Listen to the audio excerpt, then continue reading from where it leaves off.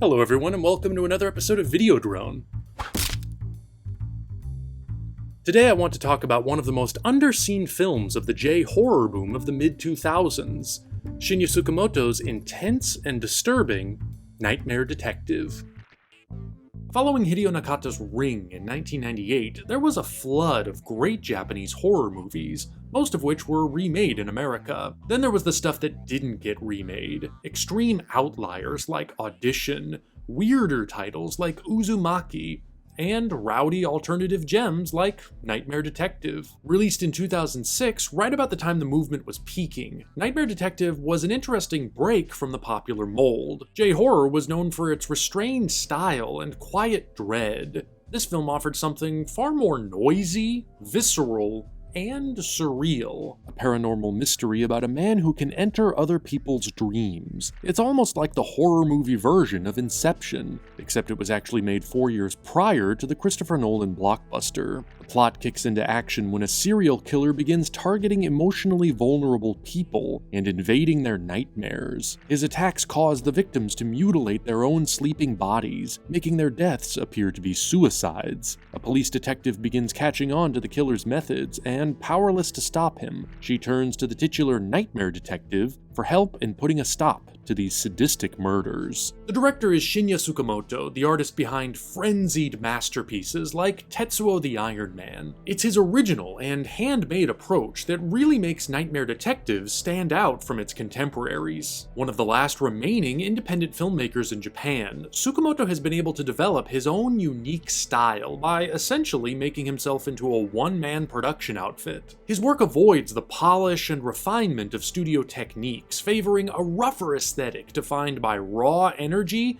and intuitive imagination. Even in a more commercial, narratively driven piece like Nightmare Detective, Tsukamoto doesn't suppress his surrealist instincts, or his desire to push against the grain. He pummels the audience with violent handheld camera work and whirlwind editing, sometimes submerging the story behind an impressionist barrage of image and sound. His screenplay defies a lot of the traditional rules of plotting. Rather than building his story around an active hero driving events forward, Tsukamoto makes his protagonist passive. The main character is hounded by despair and reluctant to participate in a world he finds repulsive and selfish. The movie's suspense comes from the fact that he shares many of the same qualities as the people the villain preys upon. His final confrontation with the antagonist doesn't take the expected form of a physical fight. It's a mental journey deep inside the psyches of the characters, where they confront repressed trauma. The hero prevails by finding the resilience necessary to overcome his own depression. It's a movie that's constantly trying to do the unexpected, going for scenes that create big contrasts and moments that allow for the strongest possible images. Like a David Lynch film, you're not really meant to interpret anything too logically.